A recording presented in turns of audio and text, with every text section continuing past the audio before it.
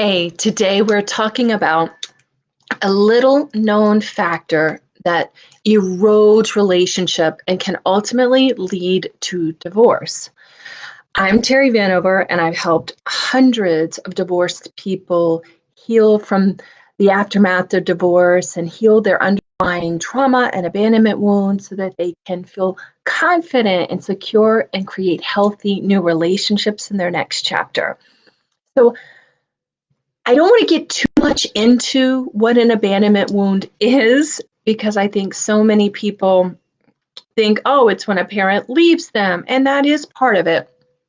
But lots of things cause abandonment wounds, and it's not just the caregiver or parent leaving physically.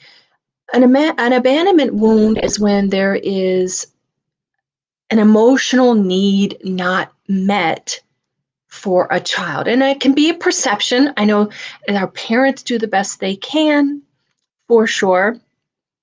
But as children, sometimes our own emotional needs are not met. Our parents, and again, we've come from a long line of parents who come from trauma and come from their own histories and weren't equipped to raise children lovingly, emotionally available, all those things. So it's really not about blaming our parents as much as it is recognizing what the emotional wound is and the abandonment wound is so that then you can heal it and move forward from it. It's not about creating blame for our parents or going back and revisiting our childhoods. No, but it is about identifying that wound so that when you're triggered, you understand what it really is that you're triggered about and then healing that and moving forward. Now, so many people don't realize that, about 50% of my clients are people who are married still that are struggling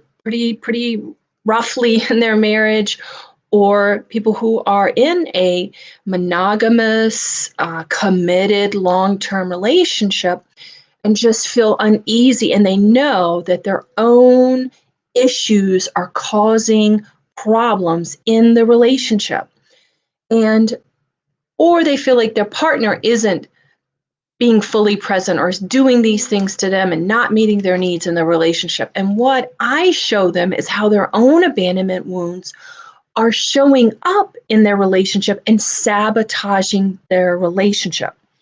So if you are chronically lonely, jealous, controlling, you feel insecure, you feel struggle with feeling abandoned or feeling rejected or judged, or you have people pleaser tendencies. People pleaser thing is a big thing. You tend to have pretty big wounds.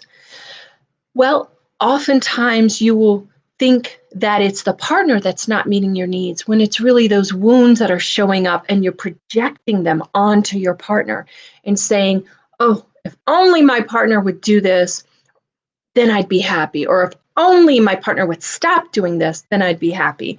So I was talking with Julie this morning, as a matter of fact, and we were talking about how her partner, she's really triggered by this thing that he does where he controls the conversation. That's her perception, right?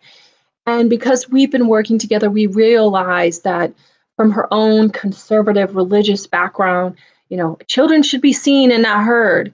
So she has this abandonment wound of needing to be seen, needing to be heard, needing to be accepted and loved, right? Rather than just an object, a fly on the wall, if you will. And so it's ironic that the thing that attracted to her partner, that he was gregarious and very social and conversational in groups, is now a big trigger for her because now she feels like she can't,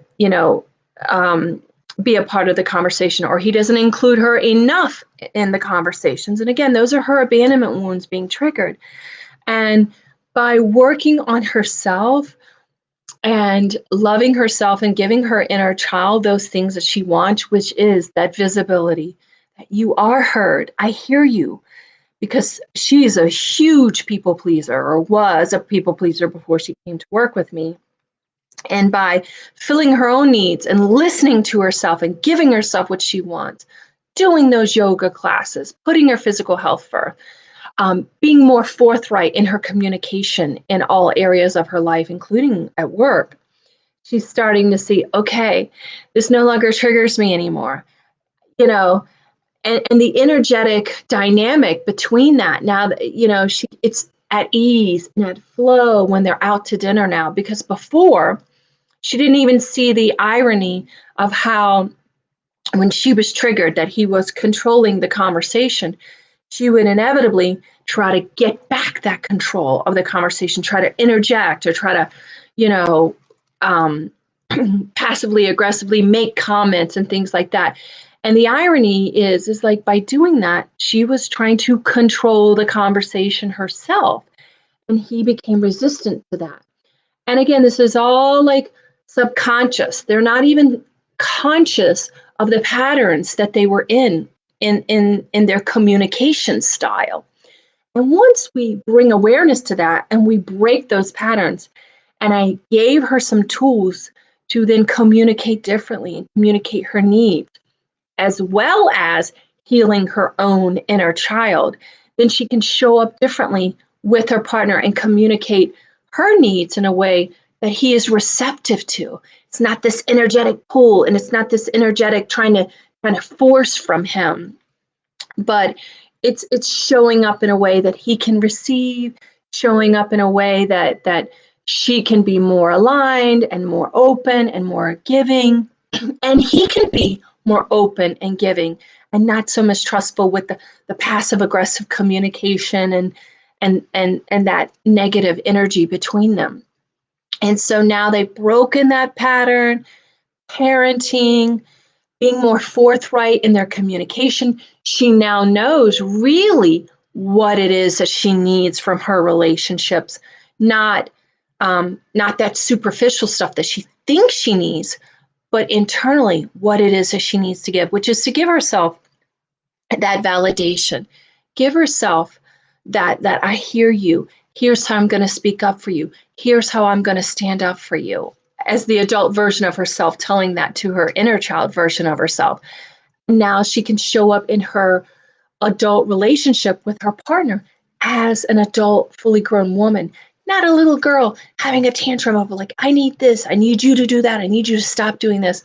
And they can communicate in alignment, be more open, be more trusting of each other, be more loving to each other, more affectionate, more emotionally available because she feels safe and secure. And listen, she's not the only one. I've seen this happen so many times, and not just with people who are in partnerships, but people who are triggered by their exes. And by healing their own triggers, healing their own abandonment wounds that are getting triggered by their ex, they're no longer bothered by their ex. They're at peace anymore. Like, nothing he says bothers me anymore. Nothing she does bother me anymore. I'm happy and content in my own skin. Doesn't matter what they say or do or think anymore. And that's where healing that abandonment wounds can be so life changing. So I'm going to be talking more in depth, more detail about this. And I'd love for you to join me. I have a free resource for you where I'm going to give you the 3 keys to finding inner peace after divorce. So if you want that, just shoot me a DM. I'm going to get you the details. I can't wait to see you. Okay, bye-bye.